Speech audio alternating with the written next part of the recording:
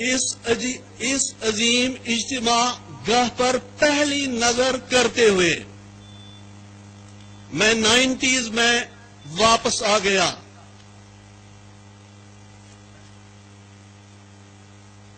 آنکھوں سے خوشی کے آنسو ٹپکنے لگے. اللہ جل شانہ کی ثنائی اور اس کے حمد میں الفاظ نہیں ملتے. دو واقعے میرے ذہن میں اس وقت گونج رہے ہیں.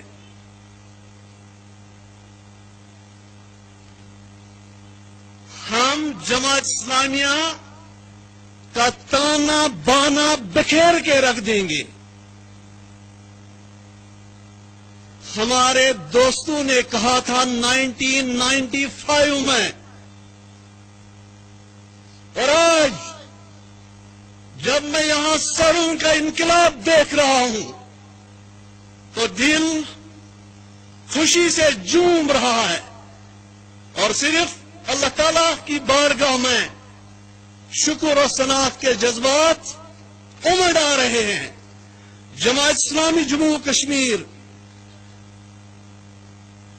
اپنے تمام تر تنظیمی ڈھانچے کے ساتھ اور تمام تر قوت کے ساتھ، اجتماعی قوت کے ساتھ اسی تحریکی سفر پر گامزن ہے.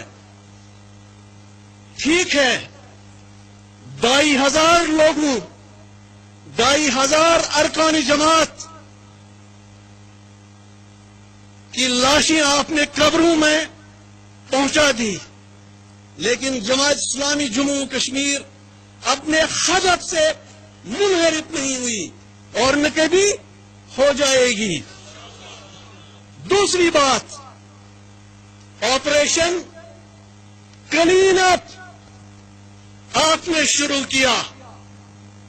Operation clean up Jamaat Islami Jammu Kashmir کے نوجوانوں اور اس سے وابستہ ارکان جماعت کو صف ہستی سے مٹانے کے لیے آج آپ دیکھ رہے ہیں یہ پورا مجمع گواہ ہے کہ جماعت اسلامیہ کا آپریشن کلین اپ نہیں ہوا، بلکہ ملت اسلامیہ میں جو جعفر اور صادق تھے ان کا یہاں پر آپریشن کلین اپ ہوا، اور ان کا کہیں بھی وجود آپ کو نظر نہیں آ رہا ہے.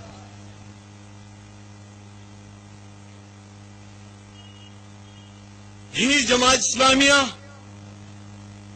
کا جو یہ جنگ گفیر یہاں پر میں دیکھ رہا ہوں، اور اس میں 90% میں دیکھ رہا ہوں نوجوانوں کی شرکت اس میں شامل ہے، ہمارے لیے یہی ایک بڑا سرمایہ ہے. اور سچ فرما رہے تھے ہمارے مانوی باپ جناب بٹ صاحب کہ اگر ہمیں صلاحیت ہے اس پوٹینشل کو چینلائز کرنے کے لیے تو دوسرا عرب سپرنگ اسی جموں کشمیر میں نکلے گا. اخوان المسلمین کی شکل میں جماعت اسلامیہ بھی اپنے ہدف کو پالے گی.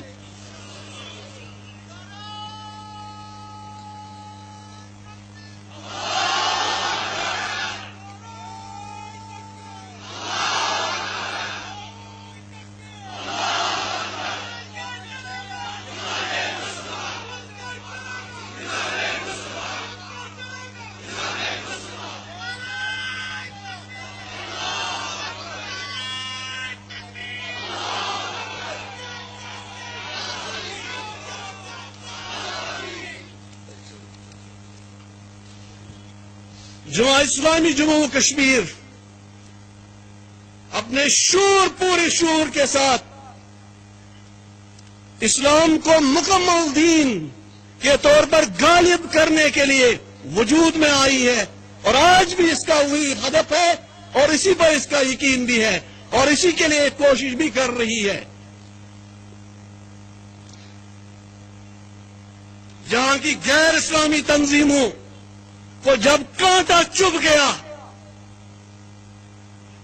تو معافی نامے درج کرنے کے لیے وہ مسجدوں پر نکل آئے. جماعت اسلامیہ کا کوئی بھی فرد آج تک اس نظم العین سے منحرف نہیں ہوا ہے. معافی مانگنے کا تو سوال ہی پیدا نہیں ہوتا.